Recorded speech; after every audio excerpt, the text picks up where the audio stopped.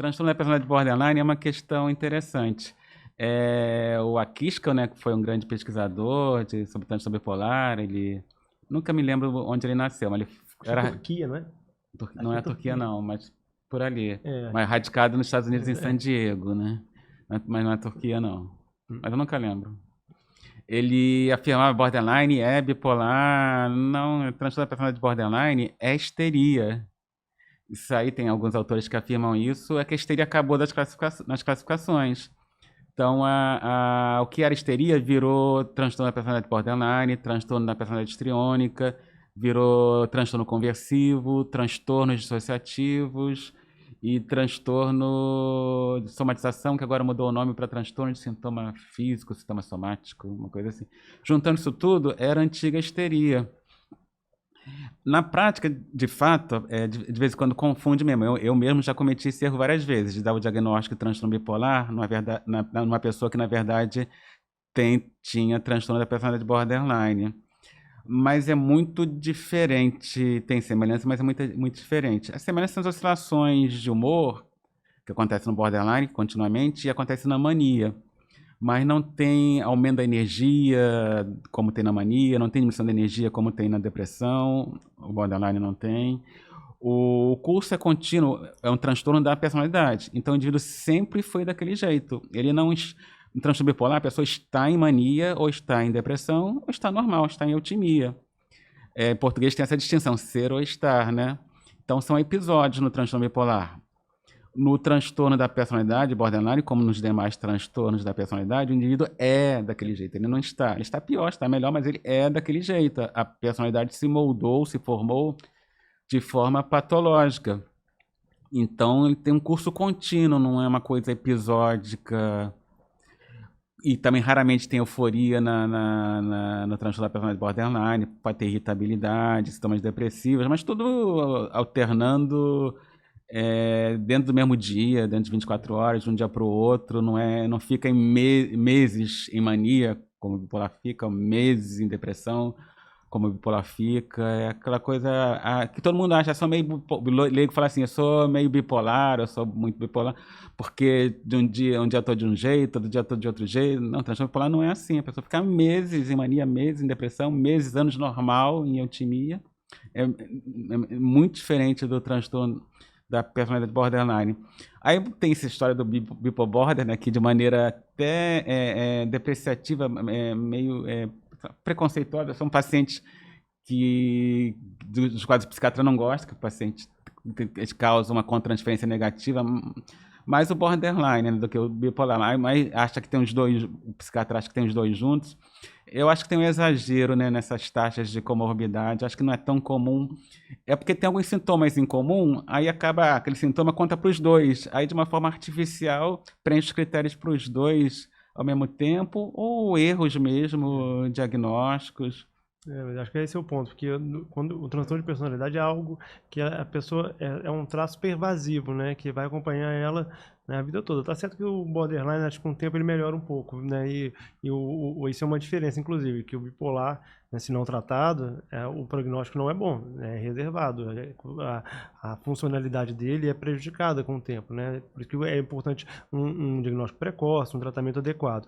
Mas eu concordo que tem muitos pacientes que são diagnosticados, né, com transtorno borderline, que na verdade são bipolares, né, que a gente E vice-versa. vice-versa, né? Acho que o mais comum é o contrário. Né? Exato, E os pacientes com transtorno da personalidade borderline, eles querem receber o diagnóstico de transtorno bipolar. Eles ficam injuriados, com raiva, quase já apanhei de alguns, que eu falei, não, é uma boa notícia, porque transtorno bipolar é muito mais grave que o transtorno da personalidade borderline, é muito mais grave. Tem que começar pelas taxas de suicídio, não de número de tentativas, que aí é o inverso. E eles querem me bater, não, eu sou bipolar sim, recebi diagnóstico o psiquiatra me deu esse diagnóstico, e eles querem ter transtorno bipolar. E o bipolar é o contrário, eles não gostam do diagnóstico. Não estou bipolar não, eu tô muito bem, não tenho doença nenhuma, eu já estou curado. parou de tomar um remédio, porque acha que tô bem, não preciso mais, né? Aí Borderline quer ser quer ser, bipolar. exatamente. E o TDAH, né? A gente vê hoje em dia tantas pessoas diagnosticadas e a gente vê, né, que na impulsividade do TDAH muita gente confunde com o polo maníaco bipolar.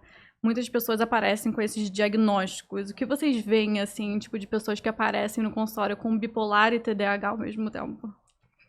Olha, eu acho que também são estimativas infladas sobre o TDAH, né? As pessoas estão dando esse diagnóstico muito facilmente. É TDAH, autismo e até transtorno bipolar, são os diagnósticos da moda. Da né? moda. Todo mundo acha que tem e recebe mesmo esse diagnóstico. Exatamente. Sobretudo, ultimamente, mais o TDAH e o autismo. E até me pergunto, às vezes, por um ganho secundário, sabe? Porque eu quero ter um tempo maior. No autismo tem lugar no metrô. No metrô, Tem as leis que deficientes favorecem. físicos, mulheres grávidas, não sei o quê. E autistas têm aquele privilégio, né? Teve uma vez na clínica psiquiátrica que eu achei que eu estava dando boa notícia para uma mãe. Falei, não, a sua filha não é autista. Ela ficou muito contrariada comigo. Ela queria que a filha dela, né, fosse autista. Não, ela já teve esse diagnóstico, um autismo muito leve. Enfim, você entende que são diagnósticos que estão na moda e que os pacientes às vezes têm um ganho secundário. Claro que existe os diagnósticos, quem tem realmente precisa do tratamento. A gente não está dizendo que não existe, mas a gente tem que ver com muito cuidado esse diagnóstico. Agora, pode ter a comorbidade, o que é em relação ao transtorno bipolar, né? Por exemplo, a pessoa ela é bipolar e ela tem o TDAH, mas o TDAH geralmente começa na infância, né? Com a idade costuma melhorar, e tem uma questão hierárquica, que o tratamento do transtorno do TDAH, ele é de certa forma incompatível com o bipolar, porque você dá estimulantes para o TDAH que podem piorar um quadro do transtorno bipolar. Então, não sei o que o professor ele acha sobre isso, mas eu acho que hierarquicamente você tem que tratar o transtorno bipolar geralmente, a não ser que for porque é mais grave, né? mais grave, a não ser que for um TDAH realmente muito grave. Quando tem comorbidade, às vezes tem transtorno bipolar e não tem TDAH, ou mais comum ao contrário, né? Porque o que tem de comum é que no TDAH pode ter irritabilidade, impulsividade e prejuízo da atenção, que acontece na mania. Mas, por definição, o TDAH começa na infância. O transtorno bipolar pode acontecer na infância, mas é raro. O pico pode acontecer, transtorno bipolar pode começar em qualquer idade, na infância até a velhice, mas o pico de início dos 15 aos 25. Então, pode ter criança com transtorno bipolar, mas os americanos raro. Gostam, né? Os americanos gostam de dar Tinha quase que eles tiveram uma proposta de mudar os critérios diagnóstico para mania, para dar o diagnóstico de transtorno bipolar em crianças que, na verdade, tinham, dentro daquele espectro, TDAH, transtorno da conduta, transtorno de oposição, Então, me chama? Desafiador. Tem uma famosa capa da revista, acho que Time, um garotinho loirinho, carinha indiano, bonitinho, o título da matéria, a matéria de capa, Young and Bipolar, jovem e bipolar. Mas certamente o garotinho não tinha transtorno bipolar. Porque dizia assim, uma mania que é atípica. Mas é tão atípica que não deve ser mania, né? Porque aí se viu, né? Tinha até essa proposta de mudar os critérios da mania, mas não colou. Porque se viu que esses garotinhos, quando eles entravam na adolescência, vida adulta, eles até apresentavam depressão, muitos deles, mas não mania, então eles não preenchiam os critérios para transtorno bipolar no futuro, quando ficavam mais velhos. Aí isso acabou como entrando no capítulo de transtornos depressivos, né? Como transtorno disruptivo do humor, sei lá das quantas. Um nome esquisito. Isso. Não entrou no capítulo de transtorno bipolar, entrou nesse capítulo de transtornos depressivos. Mas era uma forçação de barra. Eu acho que é para dar mais remédio para as criancinhas. Não só dar os neuroestimulantes, mas ainda tratar em vez de dar os neuroestimulantes, dar os medicamentos para transtorno bipolar. Porque, primeiro, tem um curso contínuo, né? Não só a questão da idade. TDAH tende a melhorar, como o professor Estevam falou, né? Quando entra na adolescência, especialmente vida adulta.